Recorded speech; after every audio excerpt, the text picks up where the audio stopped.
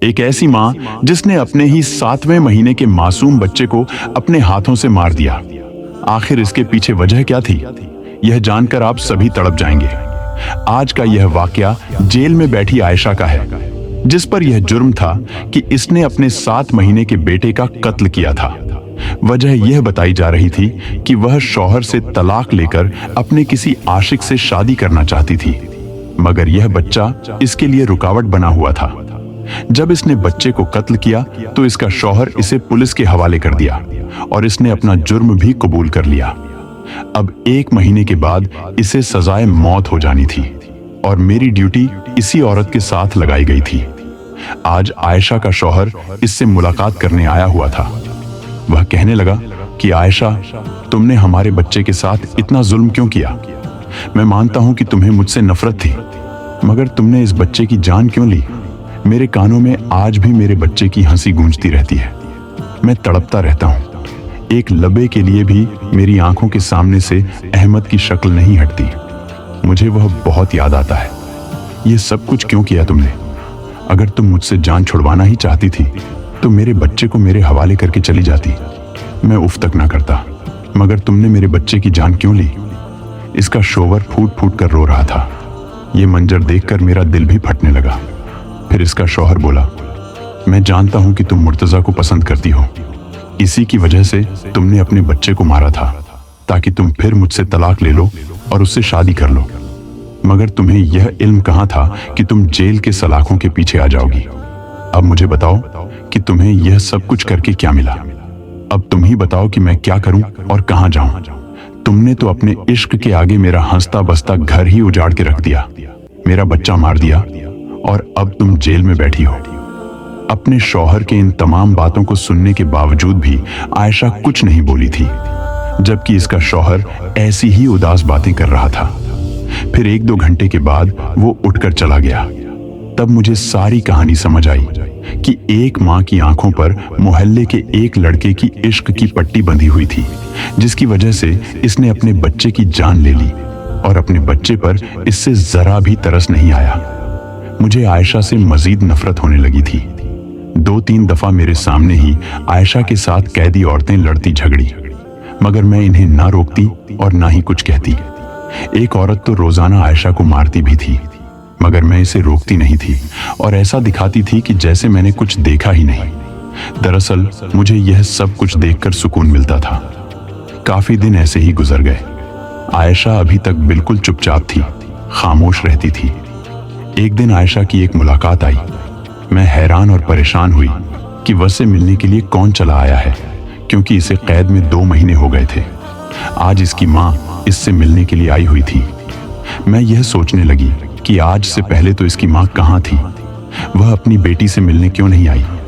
खैर, आयशा की वालिदा अपनी बेटी से मुलाकात करके वापस जाने लगी तो मुझे देखकर रुक गई और कहने लगी कि मेरी बेटी का खास ख्याल रखा करो, इसके साथ बहुत ज्यादती हुई है। जेल में भी कैदी औरतें इसे बहुत मारती हैं। तुम मेरे बच्चे की हिफाजत करके इसी दुआएं लिया करो। मैं माथे पर बल डालकर इस बूढ़ी खातून से कहने लगी, अगर तुम्हारी बच्ची इतनी ही मासूम होती तो अपने बेटे को ना मारती। अपने आशिक के लिए यह बात सुनकर इसकी माँ की आंखों में आंसू आ गए और कहने लगी कि मेरी बेटी बेकसूर है, इसके शौहर ने ही अपने बेटे को मारा है। इसकी अम्मी कहने लगी कि मैं अपनी बेटी के लिए बड़ी अदालत जाऊंगी और वह बाइज्जत भरी हो जाएगी। मुझे उम्मीद है कि अदालत की तरफ से इसे इंसाफ मिल जाएगा। मैंने कहा कि बीबी जी, अपनी कातिल बेटी को छुड़ाने की कोशिश मत करो।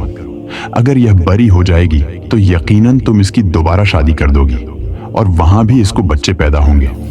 फिर यह इनको भी मार देगी और सारा गुनाह तुम्हारे सर पर ही चढ़ेगा। मुझे यह बताओ कि जब अल्लाह ताला कयामत वाले दिन तुमसे पूछेगा तो तुम क्या जवाब दोगी? आयशा की अम्मी ने मुझे अजीब नजरों से देखा था और कहने लगी कि तुम खुदा नहीं हो, तुम एक लेडी कांस्टेबल हो, जो तुम्हारी ड्यूटी है, इसे ही अच्छे से निभाओ। इतना कहकर वह चली गई, जबकि मुझे गहरी सोच में डाल गई थी। इनकी बात सच भी हो सकती थी। क्या पता सच में यह औरत बेकसूर हो। अब मैंने आयशा के सद जाती नहीं होने दी। अगर अब कोई भी कैदी औरत इसके साथ बदतमीजी करती है तो मैं इसे फौरन रोक देती थी।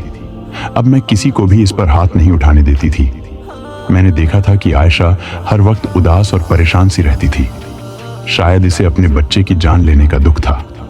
इसी तरह कुछ दिन और गुजरे तो एक लड़का आयशा से मिलने आया। मैंने पूछा कि तुम्हारा नाम क्या है, तो वह कहने लगा कि मैं मुर्तजा हूं। यह बात सुनकर मेरे कान खड़े हो गए। यकीनन यह आयशा का आशिक था। मैंने इन दोनों की मुलाकात करवा दी और इस बार मैं भी इन दोनों के पास ही खड़ी थी। मुझे बड़ा तजस्सुर था कि आखिर यह क्या बात करते हैं, इसलिए मैं जानबूझकर इनके आसपास चक्कर लगाती रही। मुर्तजा बार बार यही कह रहा था कि आयशा, तुमने अपने बच्चे की जान लेकर अच्छा नहीं किया। तुम मुझे पसंद करती थी, मुझे भी तुम अच्छी लगती थी, मगर इसका यह मतलब तो नहीं था कि तुम अपने बच्चे की ही जान ले लेती। तुम अपने शौहर से भी तो तलाक ले सकती थी। अब अगर तुम जेल से छूट भी गई तो मैं तुम जैसी कातिल लड़की से शादी नहीं करूंगा। इतना कहकर मुर्तजा चला गया और वो इसे देखती रह गई। तब मैं बोली, देख लिया, ये दुनिया के रिश्ते ऐसे ही होते हैं, कोई किसी का नहीं होता। तुमने बेवजह अपने बच्चे की जान ली। वो बस मुझे देख रही थी, इसने मुझे आज भी कुछ नहीं कहा था।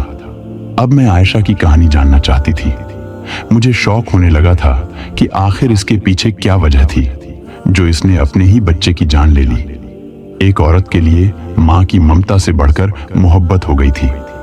इसकी कहानी। एक दूसरी कांस्टेबल चली गई थी।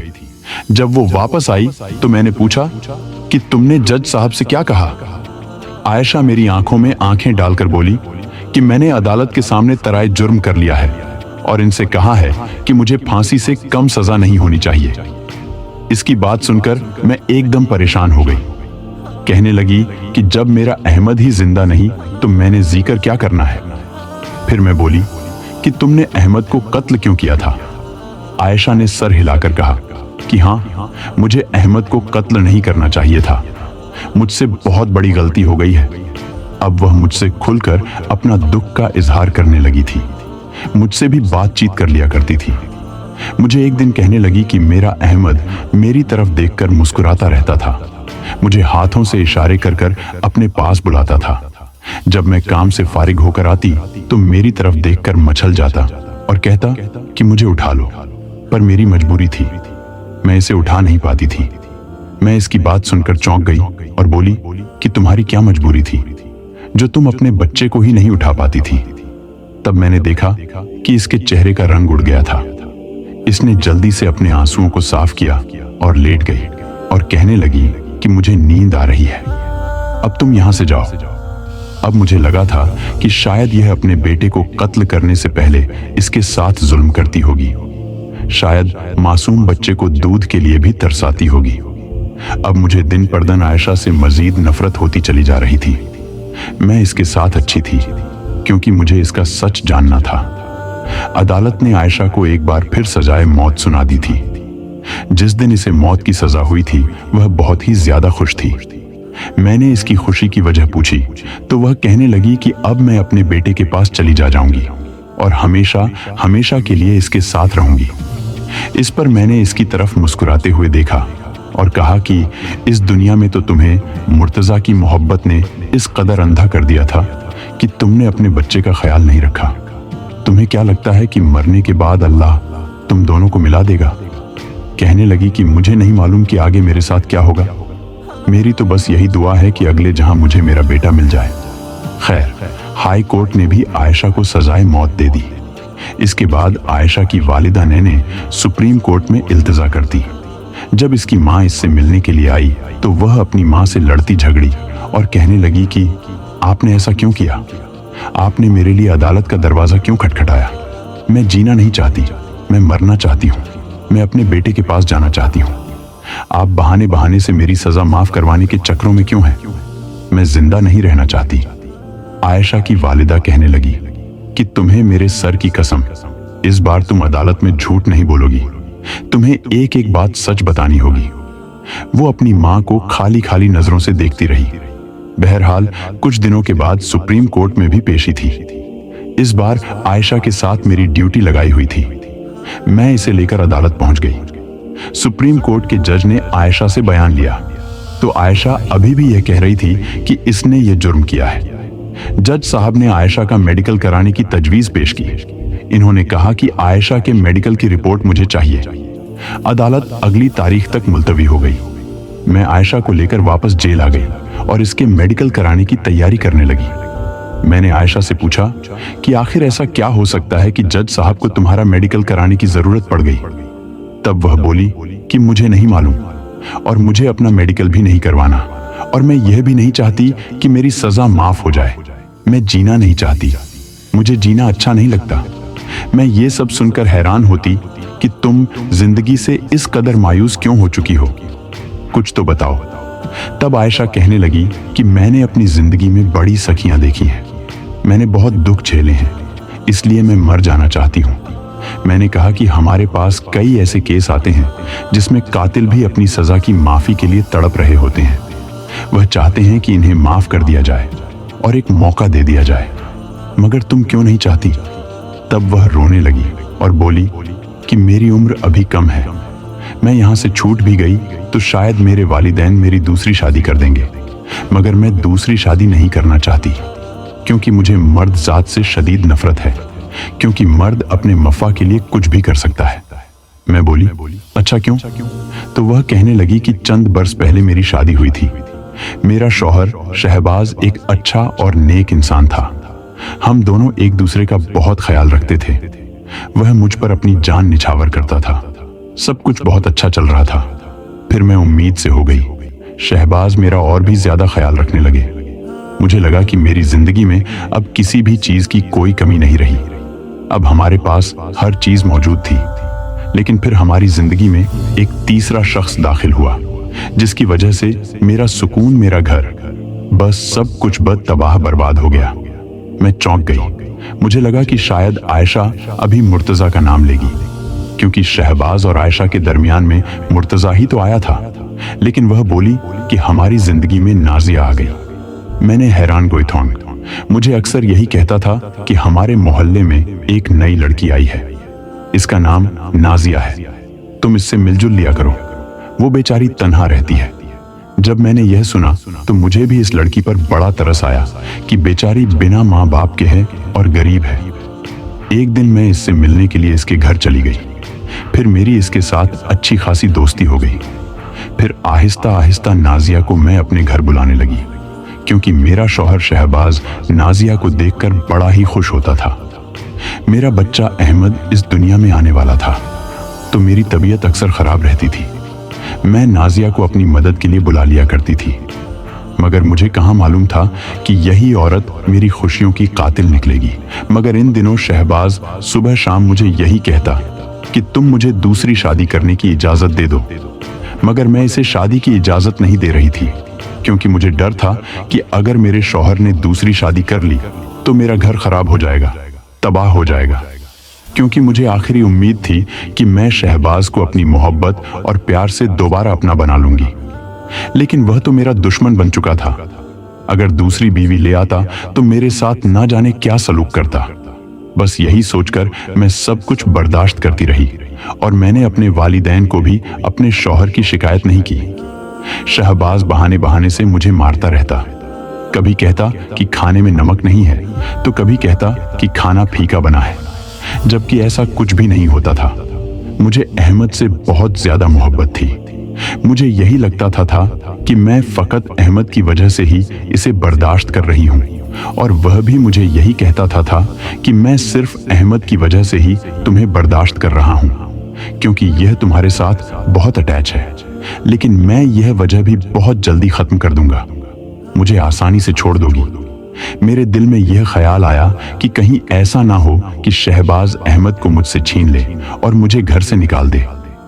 यह सोचकर मेरी रूह कांप जाती थी, और मैं अपने बेटे को किसी भी सूरत खोना नहीं चाहती थी। जब भी मुझे मेरा शोर धमकी देता, मैं सारा दिन अपने बेटे को चूमती रहती और यह सोचकर रोती रहती कि अगर अहमद को मुझसे छीन लिया तो मैं मर जाऊंगी। ऐसे ही कुछ दिन के बाद शहबाज मेरे पास आया और कहने लगा कि आज मैं नाजिया से शादी करने जा रहा हूं। तब मैं दोबारा से फट पड़ी और बोली कि मैं तुम्हें इस सब की इजाजत नहीं दूंगी, मेरा नहीं तो अपने बच्चे का ही ख्याल कर लो। शहबाज ने मुझे मारना शुरू कर दिया। फिर शहबाज ने अहमद को उठाया और कहने लगा कि यह देखो अब मैं क्या करता हूं। तुम मुझे शादी की इजाजत नहीं दे रही ना, मैं तुम्हें ऐसी सजा दूंगा, ऐसी भयानक सजा कि तुम सारी जिंदगी पछताओगी। इसने बहुत जोर से अहमद को जमीन पर पटक दिया और वह जमीन पर गिरा तो जोर जोर से चीखने चिल्लाने लगा, रोने लगा। इसके बाद वह पूरी तरह से खामोश हो गया। चीखती चिल्लाती अहमद के पास जाना चाहती थी, मगर शहबाज ने मेरा हाथ पकड़ लिया। मेरे 7 महीने के नन्हे से अहमद ने मेरी आंखों के सामने दम तोड़ दिया। उनमें एक तरफ खड़ी थी। अहमद के चेहरे पर दर्द के असरात थे, आंखों में फरियाद थी। वह चाहता था कि मैं से उठा लूं और तसल्ली दूं, मगर मेरे शौहर ने मेरा हाथ नहीं छोड़ा। मैं चीखती रही, चिल्लाती रही, रोती रही। मुझे जाने दो, मैं अपने बेटे को उठाना चाहती हूं। अहमद चीखते चीखते दम तोड़ गया। तब शहबाज ने शोर मचाना शुरू कर दिया। लोगों, इधर आओ, देखो मेरी बीवी ने यह क्या कर दिया है। मेरी बीवी ने मेरे बेटे को मार दिया है। मोहल्ले वाले लोग इकट्ठे हो चुके थे। एक तरफ अहमद की लाश पड़ी थी और दूसरी तरफ मेरे शौहर ने मुझ पर यह इल्जाम लगा दिया कि मैंने अपने बेटे को कत्ल करने के बाद अपने शौहर की जान लेने की भी कोशिश की थी, क्योंकि मैं महल्ले के एक लड़के मुर्तजा से इश्क लड़ा रही थी। जबकि हकीकत यह थी कि मैं तो यह भी नहीं जानती थी कि मुर्तजा कौन है। फिर मेरे शौहर ने आसानी से शादी कर ली और मैं जेल में आ गई।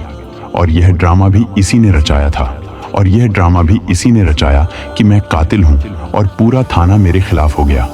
और फिर मुर्तजा को भी इसी ने जानबूझकर यहां भेजा ताकि यह बात भी सच साबित हो जाए। मेरा इसके साथ चक्कर था। खैर, जब लोगों ने यह मंजर देखा तो पुलिस को फोन कर दिया और घर पर बुला लिया। पुलिस मुझे पकड़कर यहां ले आई। मैं अभी तक सदमे में हूं। मुझे रातों को नींद नहीं आती और सोचती हूं कि यह कैसे मुमकिन है कि मेरा छोटा सा बच्चा मेरी आंखों के सामने मर गया और मैं इसके लिए कुछ भी नहीं कर सकी। मैं तो अभी तक इसे अपनी गोद में भी नहीं उठा सकी थी। मैंने तो इसे अभी दिल भर करड़ प्यार भी नहीं किया था। मुझे अब जीना अच्छा नहीं लगता। मैं अब जीना नहीं चाहती। मैं अहमद के पहलुओं में जाकर सो जाना चाहती हूँ। मुझे अपना बेटा बहुत बहुत याद आता है। इसके बाद आयशा तड़प कर रो उठी। तब मैंने इसे कहा कि सब्र करो और इसे दिलासा दिया, मगर मुझे इल्म नहीं था कि आयशा ने सच कहा था या मन ग्रहण कहानी सुना रही थी। खैर, फिर आयशा की पेशी का दिन भी आ गया। अदालत में जब पेश किया गया तो जज ने रिपोर्ट देखी और इसकी मेडिकल रिपोर्ट में पता चला कि इसका हार्ट टूटा हुआ था। जज साहब ने जब आयशा से पूछा कि आपका हाथ कैसे टूट गया था, तब आयशा फूट फूट कर रोने लगी। इसने सारी दुख भरी दास्तान जज के सामने बयान कर दी। मेडिकल रिपोर्ट में यह भी साबित हो चुका था कि आयशा पर बड़े लंबे अरसे से तशद्दुद किया जा रहा था। इसके जिस्म की कई हड्डियां टूट चुकी थी। इसमें इतनी ताकत नहीं थी कि वह अपने बच्चे को उठाकर जमीन पर फेंक देती। यही एक पॉइंट था कि आयशा कातिल नहीं थी। इसके हाथ पर जख्मों के निशानात भी मौजूद थे। आयशा ये सब कुछ छुपाने की कोशिश कर रही थी, पर मर जाना चाहती थी। इसका बेटा इससे बिछड़ गया था और सब लोग आयशा को एक कसूरवार समझ रहे थे, लेकिन वह बेचारी तो बेकसूर निकली। अब मुझे भी अपने रवैये पर अफसोस हो रहा था। खैर, 2 पेशियों के बाद अदालत ने यह फैसला किया कि आयशा को बाइज्जत बरी कर दिया जाए। अब वह सलाखों से निकलकर अपने घर जा चुकी थी, जबकि शहबाज को पुलिस ने पकड़ लिया था और इसे सजाए मौत की सजा सुना दी गई थी। आयशा आज भी अपने बच्चे को याद करके बहुत रोती रहती है। मुझे मालूम है कि इसके साथ बहुत बड़ा जुल्म और ज्यादती हुई थी।